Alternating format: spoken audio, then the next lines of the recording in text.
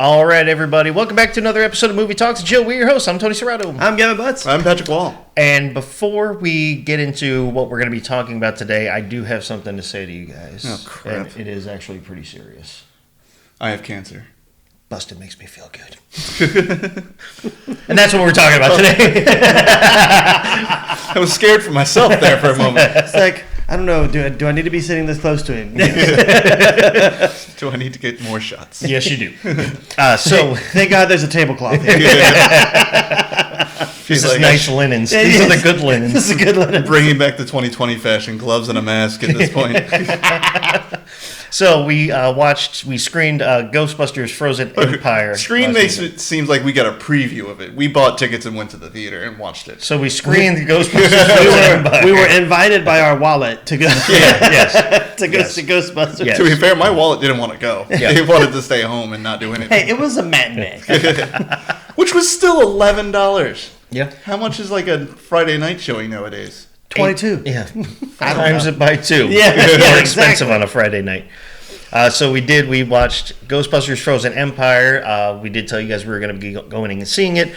Spoiler alerts, if you haven't seen it. It's been out almost, by the time this episode comes out, it'll be out Week about and a a week and a half. half. Yeah, So week and a half, yeah. You've had time. All right? You had time. So And if you still need to wait, just skip it. yeah.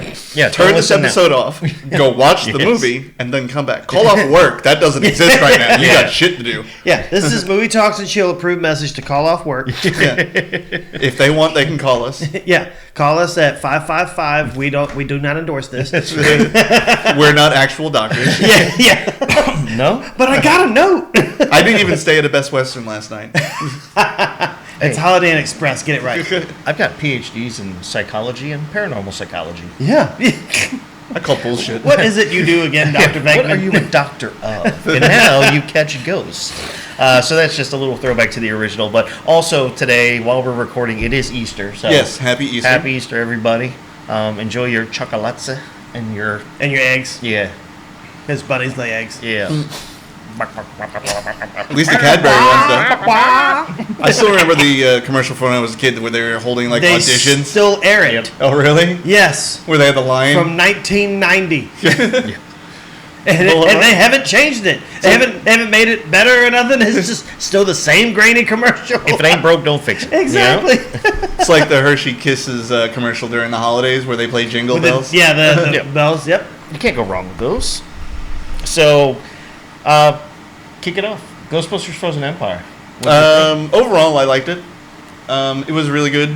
I like how they basically just picked off from the moment where they left off on on Afterlife, like where Ernie Hudson or Winston Zeddemore bought the old fire station, and they're like, "It's yours now. You are now Ghostbusters." And the opening scene is them driving down Broadway, shooting at. No, they were in Chinatown because they were chasing the sewer dragon. Yeah. Yeah. So they're going down Chinatown in Manhattan, which I don't know if you've ever been to, is very crowded. I don't know if you would be able to do 80 down that block. I don't even know if you'd be able to move. Certainly won't have a gunner seat out. Yeah. No room for that. Not during rush hour. Not during rush hour. We said no, not during rush hour. So I thought the opening scene was really cool. I don't know how you guys felt about this, but in the first movie, it felt like the brother and sister were both like the main protagonists Now, of the movie. clarify what for the people. When you say Afterlife. the first movie, Afterlife. we're meaning the first continuation movie. Yes. The last one from 3 years ago. The most recent. It felt like the brother and sister were both like the main characters. Like the brother had his own story going, and the sister had her own story, and they kind of met at the end for the climax for the big battle. Mm-hmm. This one focused almost entirely on the daughter, the sister. Yeah, on Phoebe. Yeah, on Phoebe, which is not a bad thing. It's just I don't know why they had to, because I don't think they're in like filming production of season 4 of Stranger Things, so I don't think there was a schedule conflict for the brother. I just don't know why they kind of moved away from his antics to focus mainly on Phoebe. Well, not a bad decision. I mean, she's a great actress. She was doing really good, really well. But I wanted to see more of Stranger Things. Kid, can't remember his name at the moment. Wolford or something, or Wolfric. So I think, in my opinion, because they did kind of mention it at the well, not the very beginning scene, but after they end up in the mayor's office, and which, by the way, is William Peck and they don't call him Walter Peck. Walter Peck. And they don't call him Dickless. I was a little upset about that. Yes, they do. So at the end, when they're... Oh, that's right. Someone in the audience out and they go, "Yeah, Dickless!" And I just start busting out laughing in the theater. I wasn't sitting next to Tony, so I couldn't be like, "He said it!" Which is the only weird thing about that is, it's funny they did the callback, but the weird thing about it was that when he called them that in the original movie, they were just in that room with just a few people. Yeah. So it's like, how would everybody have known it? I mean, Dickless is a pretty common insult. Yeah. He could have said a myriad of other things. That's a pretty common New York insult. Yeah. I haven't lived there since I was 14, so I cannot verify that, but I'm just going to go ahead and say yes. I think they just wrote it in because of the actual story that happened to him, and I can't remember the actor's actual real name, but the one that plays the mayor now that was the Dickless character, Walter Peck. He did say that after that movie came out, for the longest time he'd walk down the streets like in New York and people would scream that out to him. So I think that was like a running callback to that actual true story that happened to him. I'm taking a guess here. I did not talk to Jason Reitman or Gil Killen. Maybe they just hired some random extra, they said it, and they just left it in. Yeah. They wouldn't have done that because if it was an extra and they kept in the line that they spoke, they had to pay them a considerable more. So if an extra did that, they probably would have cut it out. I'm sure they got a few extra dollars in their budget. But no, so, what I was getting to is when they're in his office, but to your point about why they kind of more focused on her is because at that point, the son, just like his girlfriend or the girl that he was interested in Afterlife that is in this one as well, she also has a very minor role. They're both 18 now. Whereas, like, that's what even the mayor said. He's like, oh, it's a minor. You know, he even brings up that, and that's why they're, like, trying to grounding her, basically, or benching her. So I think that's a big reason why they focused on that, because she's the one who really, at the end of the day, besides Winston now, because he runs that big, corporation, whatever. Well, that, secret ghost-busting lab or whatever. He knows. Engineers. Yeah, he knows took more over now. an ancient aquarium on Coney Island and made it into a ghost-busting lab. Yeah. But aside from him, and some of the newer people and the original, the OGs, she was the only one out of their group that really knew anything about the stuff. That is she true. knew how to build it. She was like a big focus on it, but she's the one who's been grounded from it. So she was the one who figured out the best way to use the ion cannons against the demigod that was attacking New York City. No, he's God. He was a god. Yeah. Small G, but God. He's able to stick horns into his head. Exactly. And fuse them to him. Which gets ripped out later by no, you know what, we'll get to it. Yeah. So I do agree with you. Yeah, but I mean, really, it didn't really focus much on anybody else's story, though. If you really break it down, except for the main, bad guy, which really didn't show up till a lot later. So based on like the trailer, it seemed like all those bigger events happened earlier. Yeah, and they were going through the whole time. But this really kind of happened way later. So that's in the movie. For me, that's my only two gripes with the movie. Was one, the big bad was like in it too quick and then just gone. Whereas, like, they had in the original, they have that giant fight with Gozer. In Afterlife, when they came back, they had the fight with the dogs and then Gozer again in the field. Whereas this one, I just kind of felt like he was so big and bad, but he didn't really. They show that it went that he freezes all of New York, but it was just like as like a snap of that. It was like, oh, freezes all of New York, and then we're here. What the hell just happened? Like, so it came in really quick. But the other end of it was, I felt like Phoebe was the only one that actually got a story in there. They threw everybody else in and didn't really get to develop any of that, and it just kind of felt a little bit overwhelming outside of her. So I will say to this, or what you said you had a theory about. I did. First. I'll let you go. So first. The final fight takes place in the fire station. Like, it felt a little anticlimactic for me, like you were saying. It felt very rushed, no kind of like build up or anything. I felt like he was going to show up like halfway through the movie and like at the epoch, and then like the final battle the rest of the movie would be them figuring out how to get him, and then the actual battle and close up the hole. Yeah, but he just shows up, they kick his ass, and then he dies.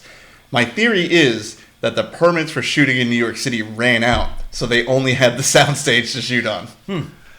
Maybe. That is my working theory. That's my working theory. So my thought on it is, because, and it'll tie into a couple points about it, Also, first of all, I really enjoyed it. I liked it overall. I really enjoyed it. No, I get it. I know you did. Yeah. You just hated certain parts. Best. No, I didn't Like, hate it. I know, I'm joking. It just wasn't as epic as, I mean, the first Afterlife was epic. Yeah. It felt like we got Avengers Endgame, and then it's them trying to rebuild. They did Endgame first. Yeah. Well, also you got to remember too. I think Afterlife also got a bigger, like you said, like an epic feeling because number one, they're bringing back something that was almost 40 years old at the time. Yeah. You know, from the original. Because basically it's a continuation. They say technically from the original, but the second one did happen. They did a couple Easter eggs from that, or a couple of hints, callbacks. But, I mean, so it's going to feel even bigger. And then you got the Big Bad Gozer. You know, everybody remembered that. And then the famous line. So I think that's part of the reason. I'm not saying you're wrong, but I'm saying I think that's part of the reason why it felt so epic. Whereas, like, that's telling a brand new story. So that was the beginning of the passing of the torch.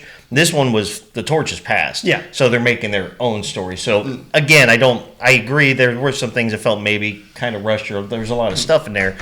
But the theory, or my theory behind, like I said about the firehouse, or the big bad was there and then gone. There's other portions of the movie, and I've said it to you guys offline before, and I'll say it to you guys online, on the line now. On the line. Is that they took a lot of things almost from the cartoon, the real Ghostbusters, back in the late 80s, early 90s, and incorporated into this movie. So number one, the red jackets, the red winter jackets, that was from the cartoon. If you notice, some of the jumpsuits were different colors. The Possessor was from the cartoon. Yeah, the Possessor is from the cartoon. The Possessor and Slimer were like two of the mainstays in the cartoon. And I think maybe a version of this big bad, this ice god or whatever it was. They had a similar episode in the cartoon as well. Okay, so. But in the cartoon, the reason why I was saying about the climax scene or the end scene is in the cartoon it was like you had 30 minutes. Yeah, they have a big bad. It goes and they have a quick kind of finish to it. Right.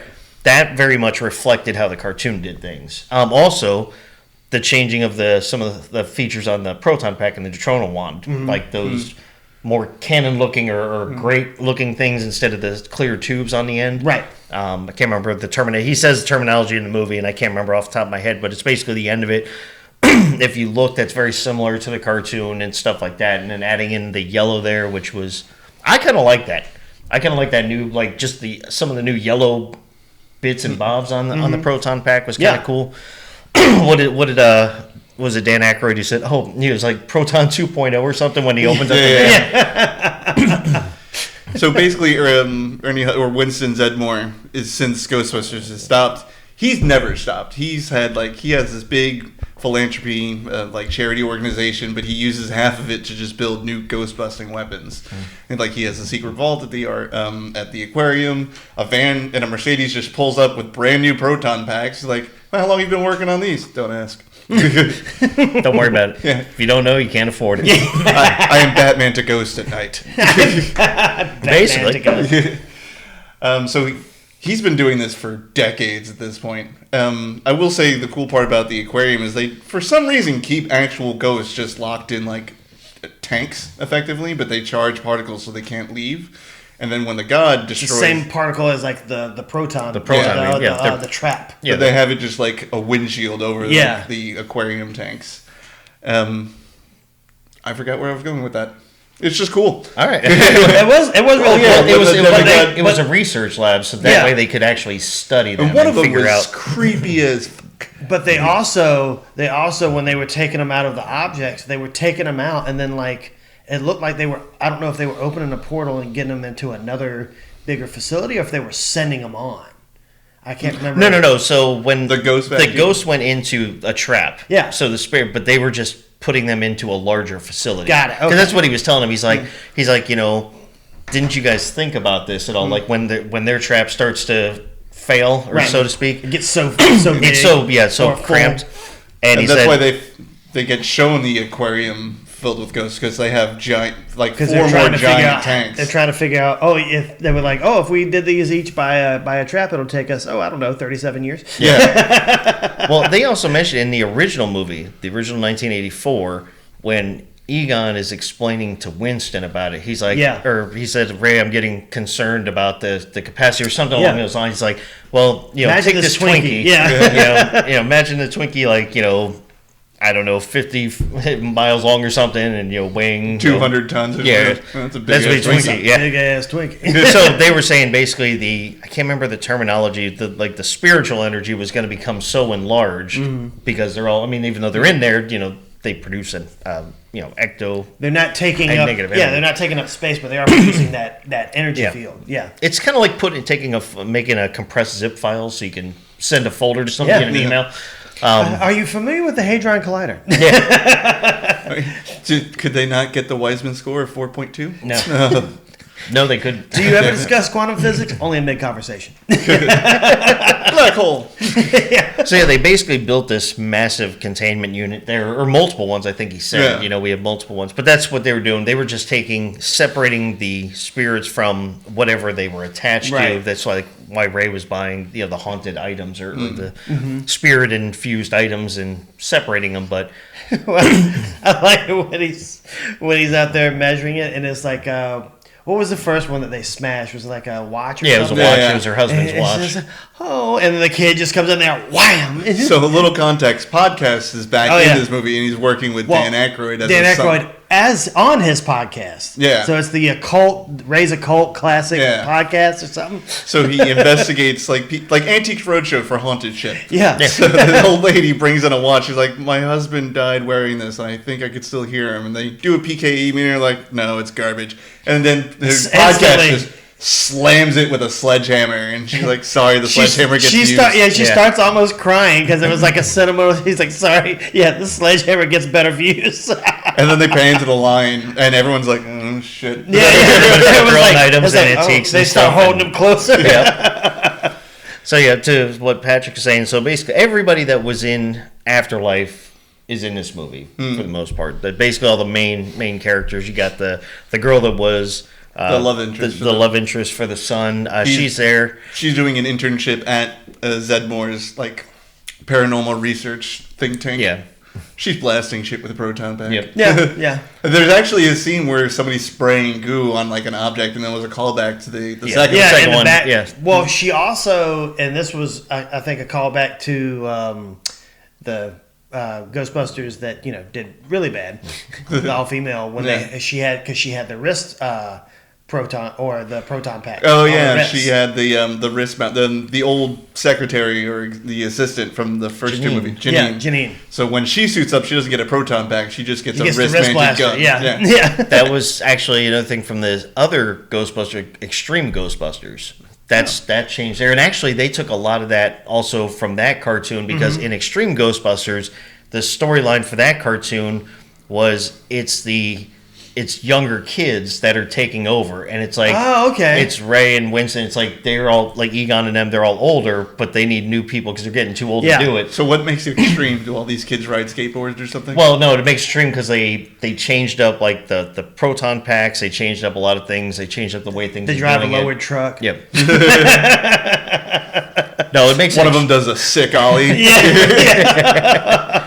They just base jump into the hotel. They actually invent the Indy 900 before Tony Hawk does it. I got the answer for you. Why don't you call up the creators of Extreme Boat? Ask them why it's so extreme. I go to Washington to see one kid rollerblading. Extreme. Extreme.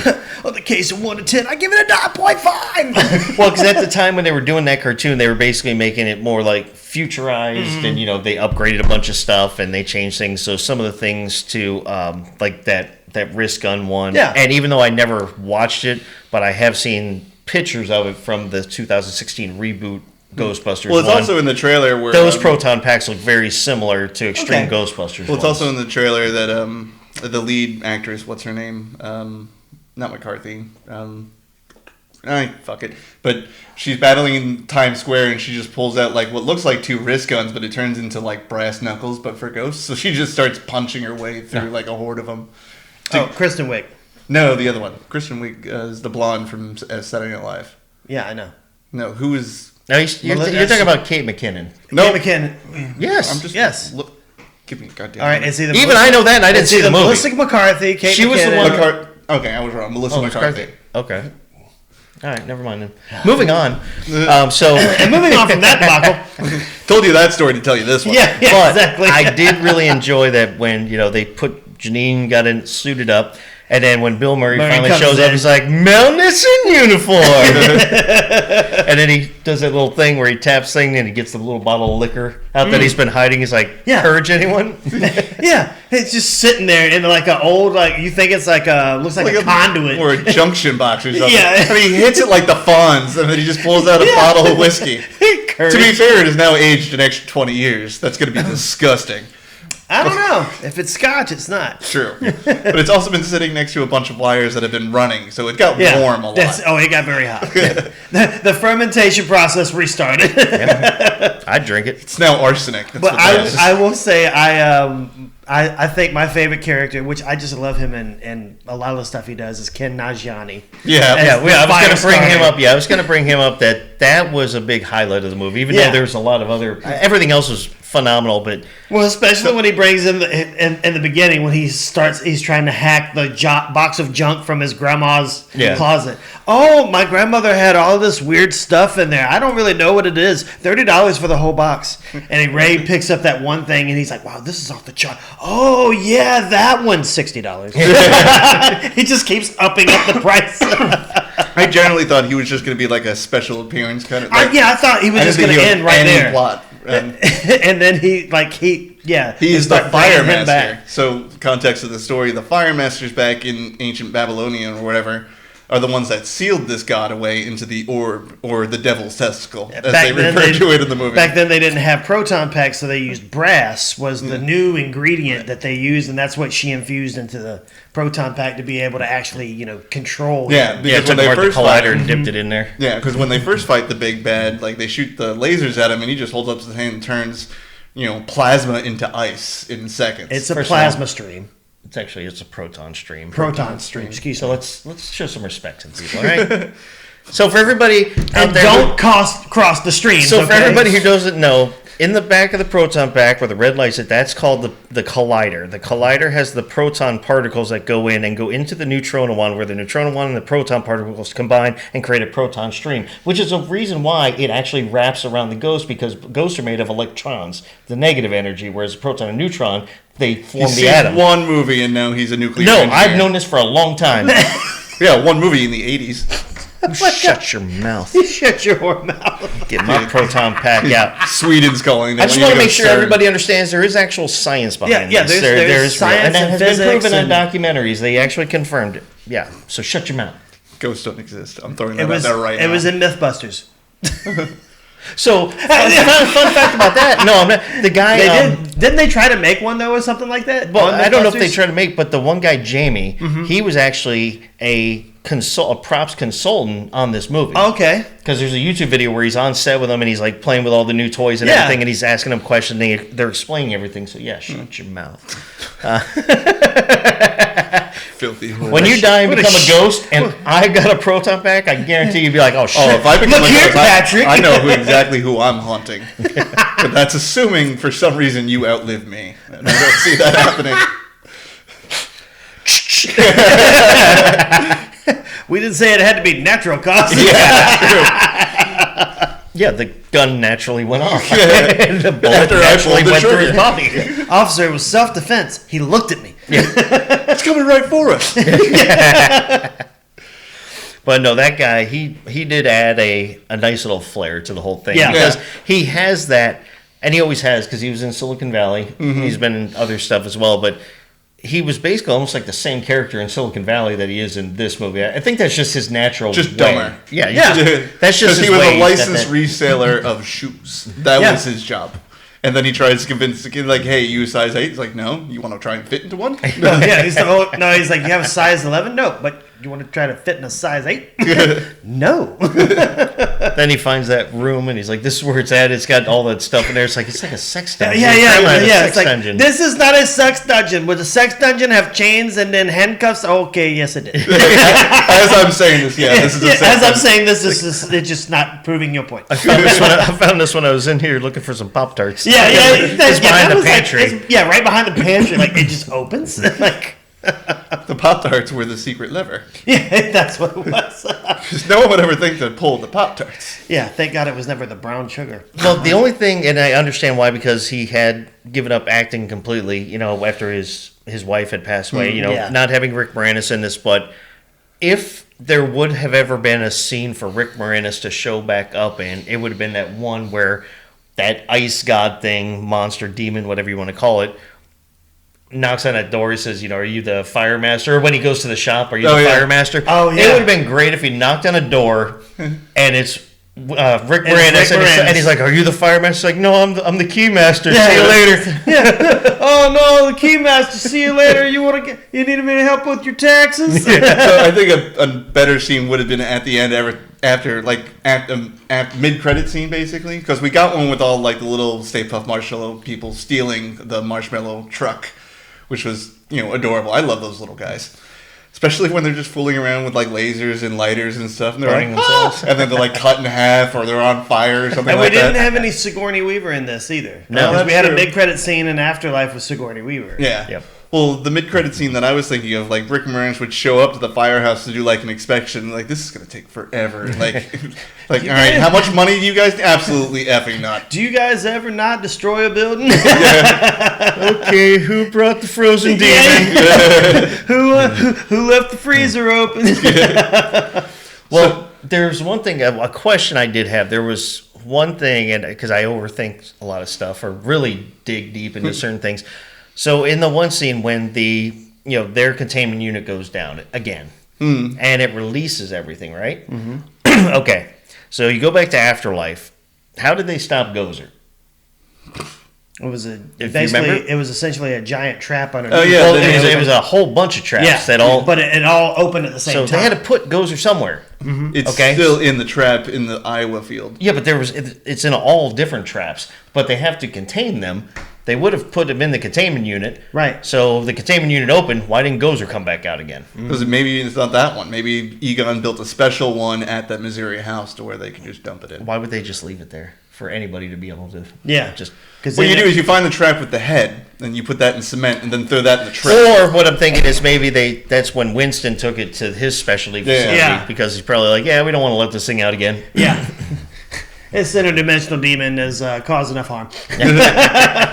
But a little bit to your point, one of the continuity flaws that I have trouble reconciling is, the ice god opens up the containment tank and all of the ghosts fly into the sky, like from the first one. Yeah. Where they shut down the containment grid and then, that cool 80s music starts. It's But magic. yeah, that's a song. Free. Keep it below 20 seconds. Keep below 20 seconds. I don't think anyone can rightfully call that copyright infringement. No. We can't even sue you. That was such a horrible impression. Yeah. We just can't sue you. But in this one, so that thing happens, but to fix it, Ray goes like, if we just jump start it, the tank will heal itself. And I was like, that is solid iron. How is it going to fix itself just because you turned it on? Spoilers, it does. It's movie magic, right? It turns into a trap. Yeah, so they turn it into a giant trap. which is fine. But why does it seal itself? Yeah, right. When it puts itself together, you can see the welding line. So, spoilers for how they defeat this. Ray and all the original Ghostbusters pull down the lever on the containment unit, and then it makes it a giant trap, which captures this ice god. And While Ken Nanjiani is wearing his grandmother's Firemaster. Firemaster suit, and Yeah, he's doing a Kamehameha wave.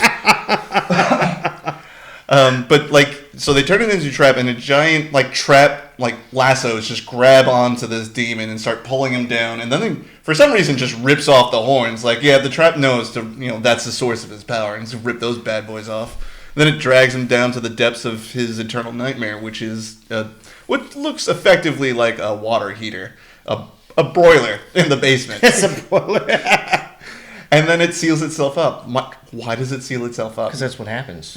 Well, I saw the movie. Apparently, you don't know much about proton and electron energy, so Yeah. I mean, I can only Well, give you I so know much. how welding works. Listen here, dickless.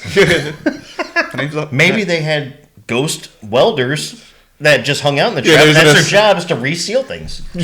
I didn't see an acetylene torch down there or anything. They're ghost welders. They have ghost welds equipment. So a 5,000-year-old demon freezes over the entire state of New York, and you're worried about that. Yeah. That's where you call bullshit. It's the arrow. It's the arrow from the original Avengers movie. I've told you guys that theory, right? Where does he get the arrow? So at the end of, if you've never seen the first Avengers movie, they defeat Loki and they defeat all of the armies. They close the portal. And then all the Avengers show up at Loki, and Hawkeye's right up in front, pointing the arrow. 2 scenes before that, he runs out of arrows. He has 0 arrows. Where did he get that arrow? He grabbed one out of that the shutter. 5,000 Then show it to me. models. Why do I have to show it to you? Because why don't you ask Joss Whedon to show it? Again, you're asking the wrong people. If I'm speaking to Joss Whedon, it is all about Buffy. Let's get that out of the way. It's all about Buffy. Well, then I can't help you. I mean, I'm giving you the answer of who to ask, and then you're telling you don't want to ask him. But I mean, I want to ask him. It's just about Buffy. How dare you? Sarah Jessica Parker is a great woman. Well, I don't want to. It's an amazing show. I want to give him praise. I don't want to. I'm not asking why. I'm asking why not more. And how do I meet her? Yeah. Is she still married to Freddie Prinze Jr.? Yes. Yeah, unfortunately, they've had like 3 kids or something like What that. do you mean? Unfortunately, that's a great thing. It's one of the greatest ones that actually survived Hollywood. Yeah, that's true. Yeah. Yeah. Yeah. It's them, Kurt Russell, and Goldie Hawn. That's it. Yeah. Yeah. Yeah, honestly, I'm trying to reboot that, but I can't. What are we talking about? Celebrity couples that have Tom survived Hanks, Hollywood. Tom Hanks and his wife. Yeah, but you never even see his wife. You saw him Outside of then that the one red scene where the carpet people were walks. Yeah. bothering him, and he actually swore at a couple people, which was very un-Tom Hanksy. Yeah, America's sweetheart. Because it kept coming up to her, and then one of them bumped into her or like hit her or something. Like not hit her. Yeah. Then all of a sudden you just see Tom Hanks go into like rage mode. He's like, "Hey, back off, back the." I will go Sully on your ass. Wait a minute, Captain Stewart. Yeah. Are you gonna crash a plane on me? You know what? I'll cast away you, Wilson. And if I don't do it, Denzel Washington will. So you can't. We're going back to the welding here. So let's just go back to it's just spiritual stuff that happens. Yeah. So what you didn't see is off camera. Ken Nanjiani threw a fireball down there and welded it shut. Yeah. Yeah, we'll go with that too. That sounds fun. You know what? I'm gonna drop it. I need more Alani. It's too early for this shit. It's just early enough. Saying that it's like 11:30 in the morning. Yeah. But I've been Slimer's up. back. Yeah, Slimer's back. Slimer's back. Yes, he Slimer's never back. got caught. Well, in the cartoon, he was like the firehouse pet. He Yeah. was like their version of a Dalmatian. Again, now he kind of is too. Yeah. He's just kind of hanging around there because they didn't really. Well, he tried to trap him at the one point when he's. Yeah. Well, and then everything started going haywire. Yeah. Yeah. He's like, I got bigger things to worry about than you. Yeah, you're fine. A guy that just eats Enjoy the hot dogs Doritos. and everything, Yeah. and Doritos, and So we're getting up to we've already talked about the final fight, but as they're preparing for the final fight, like all of Manhattan is a giant popsicle. And so there are the brother and the former love interest, the black girl from the first movie. They're on the roof, they're scouting for the big god. And all they see is this little tricycle just going down like 5th Avenue by itself. The pedals are moving, you can hear it. And they're like, there's a tricycle by itself. I'm like, I would not even be radioing this in. I would be shooting the shit out of that thing. Well, There's something that's creepy about That's a some tricycle. it-level garbage right Yeah. there. and that's the thing is like they were when they're they're downstairs by the doorway and they're like, yep, that's not a good sign. You better bring it in. Yeah. Yeah, there's something really creepy about a tricycle going by itself. Yeah, or a swing just going like this. Or It's It's like, no it's, like, wind. it's like seeing a pair of young twin girls in a hallway in a hotel just standing there right staring before at an you. elevator opens up with blood. Yeah. No. Yeah, So the there's something scariest- just about that. We don't- They always say there's nothing better than a baby's laughter, except when it's 3 o'clock in the morning and you live by yourself. Or what was that Little Nicky where he's where the dog is there? La la la la. It's like that is so freaking creepy. It's in between snoring. So if I'm seeing this tricycle move by itself in the middle of a frozen popsicle of a city, I'm calling it an airstrike. If I see a popsicle moving by or popsicle. A To be fair, if tricycle. I'm seeing a popsicle move too, we've also got issues. If I see anything moving by itself, I don't care if it's the middle of the freaking day. I'm leaving. Nope. See you later. Yeah, big gulps, huh? What's Thanos' phone number? It's Thanos. There's a 50-50 shot that thing gets obliterated, and I'm willing to take it. 555. Thanos. 555 Thanos. So now that we got that out of the way, Just call in the Hammer of Dawn, Orbital Strike Broadway. Get rid of that thing. but to the point of like the tricycle, like you said, seeing anything. Basically, if I'm seeing any apparition of any kind, I'm not feeling good about it to begin with. Like every ghost in there, if I saw that in real life, I would probably just go away and get the hell away. So it reminds me of the second movie, or the first movie where they released all the ghosts, and one of them is like a zombie taxi driver. And one guy gets in the bank, he's like 53rd and Broadway. He's like, nah. Just takes right off. Yeah. It's like 100 miles an hour. Well, they even had a callback by the librarian in this one. Mm-hmm. Yep. That's right. Because Ray stands back and she's like, shh. And he just walks back and looks at her and she just, He's like, nope. Get her! Yeah, get her, Ray. That was your whole plan, huh? Get her. So the possessor ghost. So when they're in the library, they take over. So they're researching this ice god from 5,000 years ago, who Patton Oswalt. I was going to say, enter Patton Oswalt for 8 seconds. And he's Patton Oswalt, so he just does his thing. But he was the library's like supernatural phenomenon expert, and he's telling him about this ice orb with the ice god and the fire masters and everything. And they're learning all about it. And the possessor orb, demon, ghost, spirit, fucker, takes a scroll and just starts running away with it, and it goes out front. So I learned this from the movie, that the two lines out in front of the New York Public Library are called Fortitude and Peacemaker. No.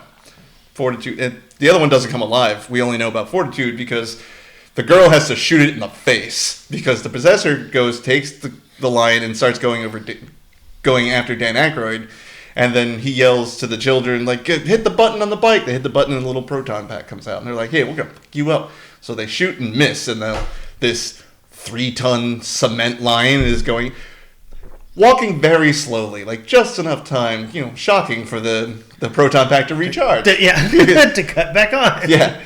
And then it jumps at the girl, and she just like lights it up and turns it into a pile of rubble. And then she's arrested, and then Winston Zeddemore comes up, and he's like, Ray, are you okay? You could have got those kids killed. She's like, I'm fine. Then why did you shoot Fortitude in the face? It's like, why'd you shoot the lion? You know how hard it is to get kids to go to a library? And you shot the lion. Also, real quick, because I know there's some of the people that we've been saying this a couple times where we're like, the girlfriend or the friend. I mean, she is a part of the movie as well. So to do her respect, her name is Celeste O'Connor, but her character name is Lucky. Okay. Yes, Lucky. She didn't have as big of a No, not nearly as big of a role. But she was definitely in it. She does try and save the sister's life when she accidentally releases the ice demon out of the devil's testicle. And yes, they do call it that in the movie. Yes. Their podcast comes up, like, we're still workshopping the name, and then he says something very forgettable, and he's like, or the devil's testicle. And I was like, that's the only thing we're remembering. Yeah. That's what we're calling it. Yes. The only thing that, as I think about it more and more, that was kind of slightly off to me is that in Winston's new research center or containment center, whatever you want to call it, where they're basically studying the ghosts and able to actually have them outside visibly so they could study them.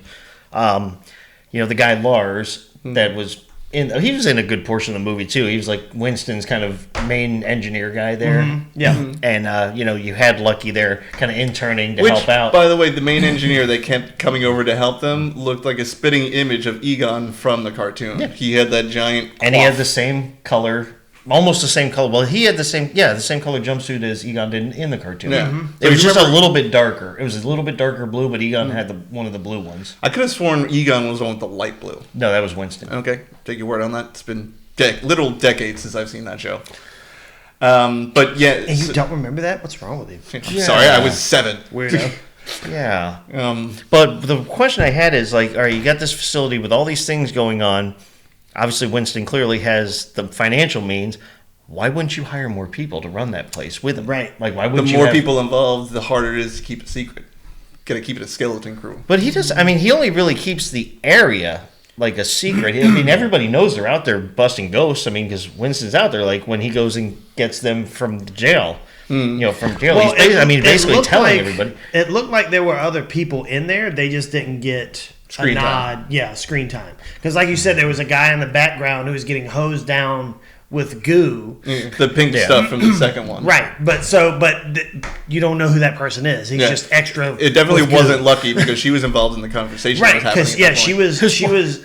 she was doing something else. It'd be funny if it was Vigo. Oh yeah, They just kept hosing him over and over again. Not Vigo, but the guy from what was the music director's day? Jan or something. Janish. I'm drippings with goo. And you just hear him scream, "Oh!" in the background, and they're just sitting there hosing him down still. It's Vigo! You are like the betting of flies to him. I do like the callback they make to the second movie by saying there's one point like the Ghostbusters haven't been seen since that whole Statue of Liberty fiasco in 1991 or something. Fiasco? That thing saved your life, son. It's the only thing that cracked open the art museum or whatever it was. Yeah, it was the top of the museum. But the only reason it was able to crack the museum was because everybody was got singing. behind it and got they were, positive. Yeah, they were singing happy. It was a joyous time. So that's what was weakening the shell And enough Rick for them to break. Moranis was blasting the crap out of that jail. He's like, I think I did it. Yeah, I'm sure a you did, pal. Ghostbuster. Oh, come on, there's always time for Jello. So there are two things I want to talk about. Talk about them. So one was the relationship with the girl and like the ghost. We haven't talked about her yet. Yeah. That's the one thing we didn't bring up, and she is actually a big part of this movie. Yeah. So I want to talk about this first, just because Okay. this should take a few minutes. Take it. So when what is the daughter's character's name? Phoebe. Phoebe. That's right. So when Phoebe gets benched from the Ghostbusters, the family gets on a call and they leave, and so she just decides to take her chess pieces to the park and she wants to play chess by herself. It's a common thing to do, from what I understand. I've played chess a bunch of times and lost every time.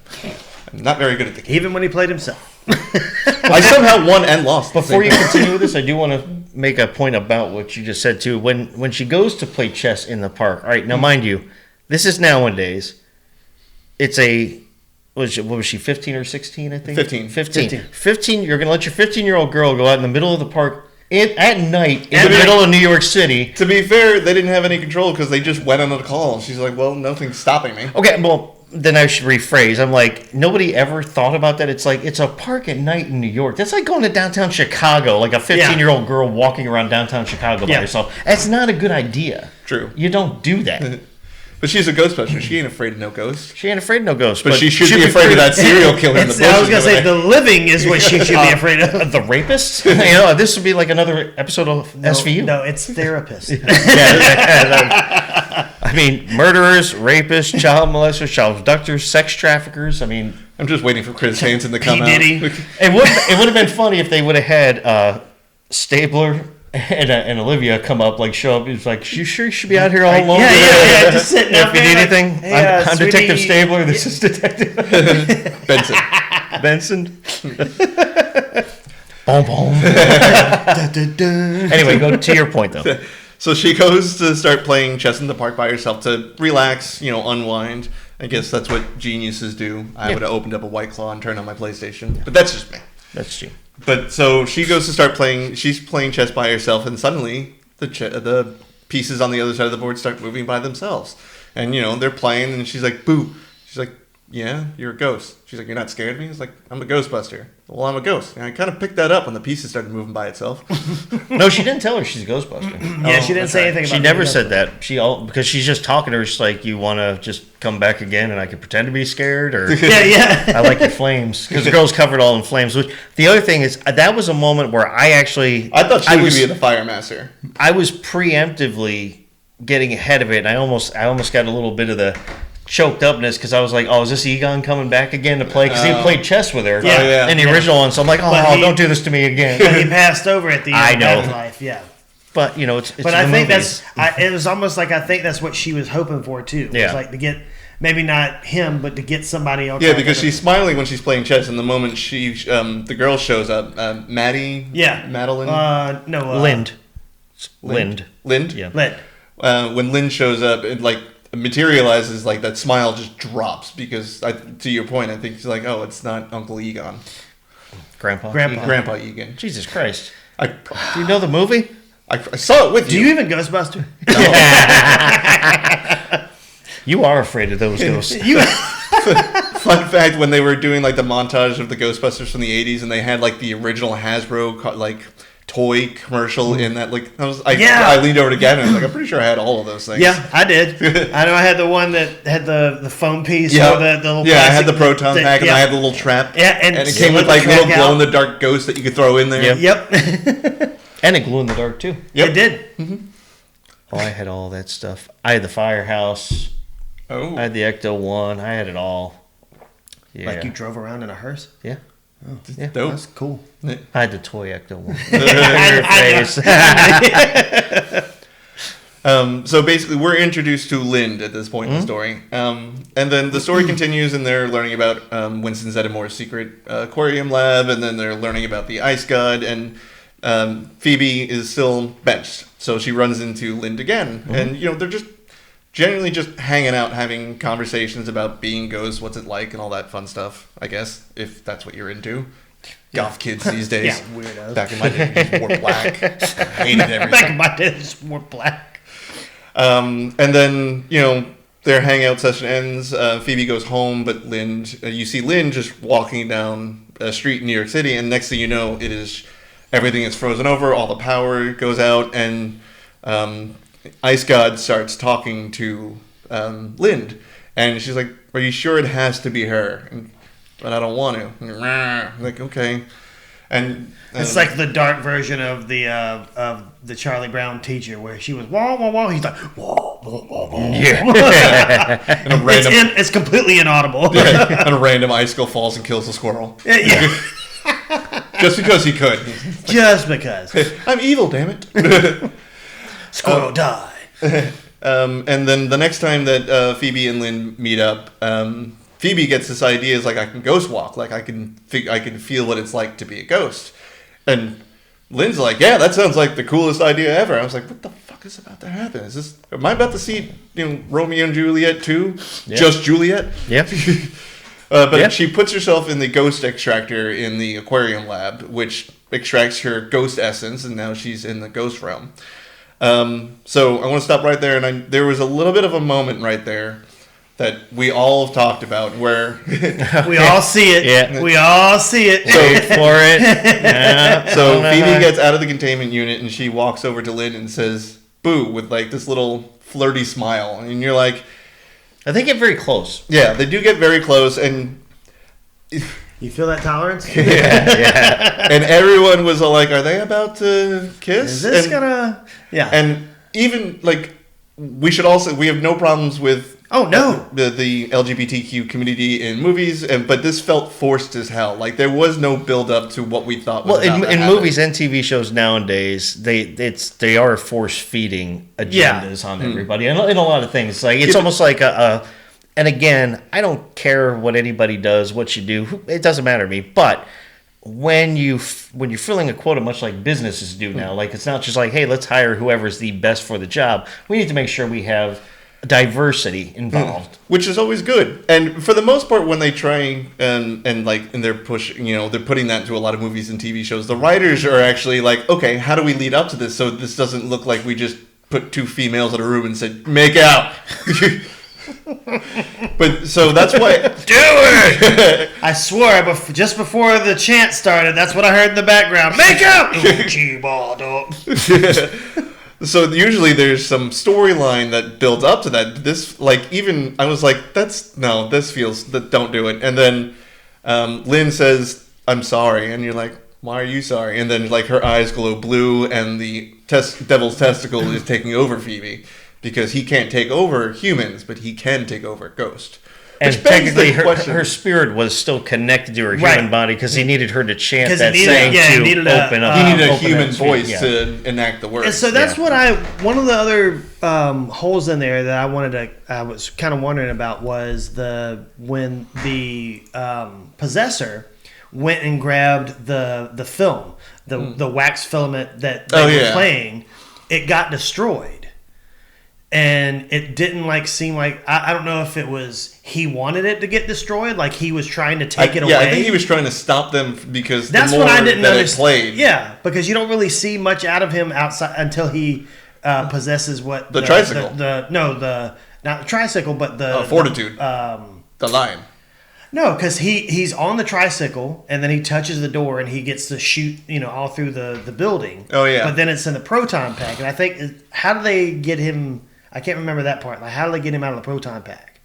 Oh, if you remember, it's I think if I remember correctly, I think he just left. Oh no, he jumped into the pizza and Slimer ate the pizza. Oh, that's right. Okay, okay. Because what's his name was able to do something. Whatever he did, he was able to move the proton stream, the gun from shooting. Oh yeah. So he the fire master. Fire. Yeah, that's when he finally gets. And then it jumped out of that because he was going to fire at the proton pack, and then it jumped into the pizza. Slimer ate the pizza. Up until then, he was working on a candle and moving it from here to here. So that's actually a plot point later in the film. For it. Well, it's a plot point. Yep. So he's practicing with an old Zippo, and he just puts it lit on the table, and he's like, make the fire jump from here to the candle, and we're talking like less than 6 inches. So he's spending like a good chunk of this third act just trying to move, and he does it like once or twice. And then when he's like, he finally learns how to be a fire master, he goes down to the ice team, he's like, give up, or I'm warning you. And like, nah. And he's like, I warned you, and then he goes to flick the Zippo, and nothing's happening. And even the kid's like, did you use all the lighter fluid? You told me to practice.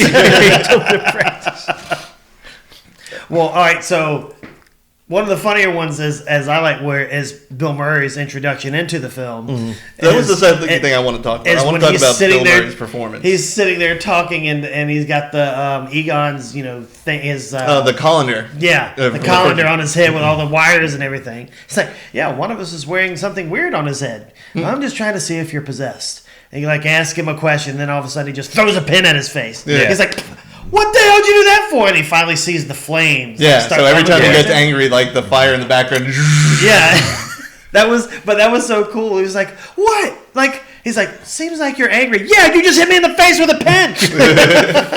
That's a normal reaction. I'm not possessed. Well, you're forgetting too, one of the funniest parts about that portion when he is warning him with the Zippo and it's out of fluid, and they're like standing there. They're all standing there ready to fight him. He's like, "Does anybody else have a lighter?" And he's like, and Dan Aykroyd's like, "I quit smoking in the early '90s." And Bill Murray's like, "Proud of you then. I'm proud of you now." Yeah. I know we're running out of time, and I wanted to talk about Bill Murray real quick, about his performance in this movie. Mm-hmm. I think you brought this up. Do we believe most of his lines were ad-libbed and the director just said, screw it, it's Dan Aykroyd or Bill Murray, and they'll let him keep it in? I mean, he's ad-libbed a lot in a lot of movies. Yeah. And they've all worked with him so much that I think probably. Okay. I don't think a lot of it was written. I mean, I do think there might have been an overall script for him, but he also had very little screen time too. Yeah. So yeah, they might have just said, hey, since Bill Murray's only going to be in this much of it, let him just say whatever he wants. Yeah. Get the feels. But. I mean, there's even there's an interview with Paul Rudd and Bill Murray, and they're trying to do a promo for it, and Bill Murray's like, hey, have you getting these clocks in the background? Just keeps throwing the camera off. He just takes he's like, I didn't even be there for the interview. He's like, so you guys getting good shots back here? And Paul Rudd's trying to promoting a movie here. And Bill Murray's just like, I don't care. It's not my money. I already got my money. So, since we only have a few minutes left before we end, ratings, what do you guys rate it? Well, before we do ratings real quick, do we think, before we get a number score, do we think it was better than Afterlife or about the same? I don't want to say it was worse than Afterlife. No, I want to say it was about the same because I can't say it's better, I'd say it was different. Yeah. Mm-hmm. They each had their own unique things. Like we said earlier, that the epicness in Afterlife because you hadn't seen all that stuff in so long. But yeah, no, I think they're on the same tier. Okay. Also, quick shout out to when they reference the first movie. It's like Paul Rudd's like, yeah, we turned into dogs and had fun, and the wife's like, yeah, got a little action. And all the kids are like, oh, gross, but they high five. Yeah. I thought that was hilarious. Well, and she's trying to get him to be like the asshole. Yeah, it's like, oh, I can be an asshole. I'll be a biggest asshole to your kids, but not to you. Yeah. It's like, oh, thanks. That's because that's what I'm attracted to. Yeah. She's trying to get him to be more of a father figure. Assertive. Yeah. It's like, and that was a real, like, did they get married or are they just in a very long-term relationship? She finally, Phoebe does finally call him dad at the end. Yeah. So I don't think they actually got married. Okay. Yeah. Because they even asked him. Well, the mayor asked him. He's like, "And you're not even her father or something like that. Like, or what's your relation? I'm her teacher." Yeah. He's like, I'm her step teacher. Yeah, I'm her step teacher. Yeah. Okay. So all right. So numbers. I'd say 8. I'm giving it a 7. I don't know if it hit 8. It was close. Don't get me wrong. It was that ending that bothered me. Like, it was so quick cut. I'll hold you back. No. No, it was the final fight that happened. I agree with that. Let's start playing that chant thing. Release the demon. I give it a 9 because again, I didn't have a lot of issue with the ending.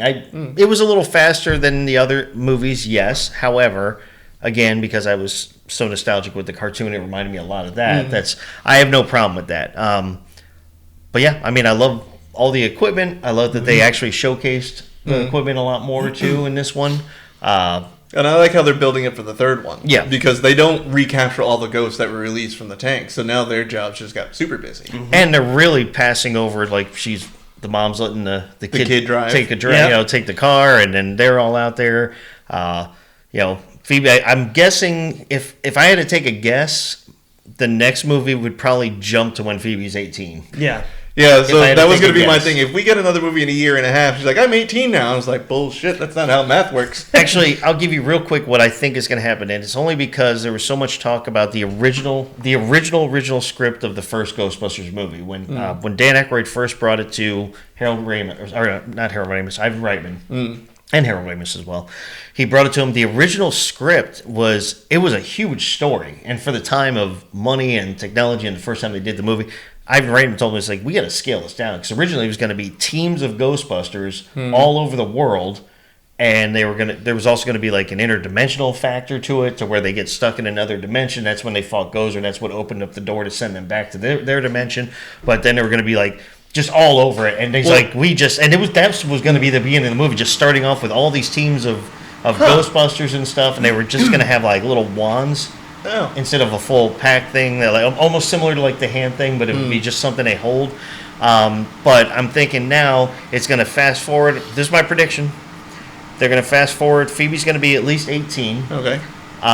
They're going to have Winston is going to have developed more teams of Ghostbusters, whether they be all over New York, all over the country, all over the world, whatever it may be. But there's going to be multiple teams of them, and it's going to be one huge thing where they're all gonna meet up in like Central Park. Just a combined effort globally to stop this one big entity. That's my prediction. Okay. I don't have a prediction for my third outside of they have to recapture all the ghosts that were in the containment field. I want to see that. So there was a PlayStation 3 Ghostbusters video game, which Dan Aykroyd and before he passed Harold Ramis worked on for the script. And that they've said in interviews, we consider this canonically the third Ghostbusters movie because they couldn't get it made, but they helped write the script for this video. I want to see more references to that video game. Okay. A lot of stuff happens in that. That's generally one of my favorite PlayStation 3 video games. So I want to which one was that again? It was just called Ghostbusters, I believe. Was that the one where they teach you all the things like you're like a rookie on the team? Yeah, and it had like boson darts. So you get like the normal plasma one, and then you get like a short range, like almost shotgun type of one to stun enemies, and you get a couple of other ones. But there was one thing that was in the Proton stream, because I had the game for the Wii. Oh, okay. If it's the same game. Yep, it is. And you'd be shooting the thing, and all of a sudden you'd hear Dan Aykroyd be like, "Use the boson darts," and it would be the same gun, but it would be this beam or this like ball of energy that would go through the proton stream and hit him, and it'd be like a big cannon blast. Yeah. Oh, okay. So that would be weakening them, and then that would just do like an extreme weakening. Yeah, but you also have to throw out traps and everything. Yeah. And you're fighting Gozer again because in the first part of the video game you have to defeat the Stay Puft Marshmallow Man. And you're like, I thought he already chose that. According to Ghost Law, once you choose an emissary, you can only have that one emissary. Yeah. So the first big bad of the video game is the Stay Puft Marshmallow Man again. But yeah, like I said, that is since they wrote the game, they consider that canonically the third Ghostbusters film. I want to see a couple of references to that if they could. And they may. Yeah. Problem is, I would have to find a PlayStation 3, play it, and then try and remember Ralph's everything. still got one. Okay. Yeah. He kept every system he ever bought. It's probably on Steam now too. You can get on a computer. Probably. And to anyone Everything's who on knows, Steam. to anyone who knows this sentence, my EO1 PlayStation 3 did a yellow light of death during lockdown. So R.I.P. Nice. Press F for respect. All right, guys, but we actually are right about out of time this time. But thank you guys so much for joining us, talking Ghostbusters Frozen Empire. Again, overall, great movie. Yes. So if you haven't seen it, don't listen to this episode and go watch it. Call off for work, go get a babysitter, go see this movie, and then like, subscribe, listen, and leave a comment. Yes, check us out on all our platforms. Check us out here on YouTube. But since it is Easter, I'm sure everybody's got family stuff to do, for us today at least. So again, guys, thank you so much. We'll talk to you next time for Movie Talks and Chill. We're your host. I'm Tony Serrato. I'm Gavin Butts. I'm Patrick Wall. All right, guys, take care. Goes